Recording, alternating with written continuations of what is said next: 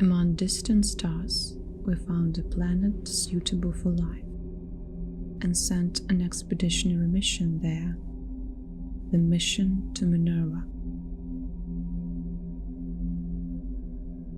Upon our arrival, the planet was confirmed to be suitable for settlement.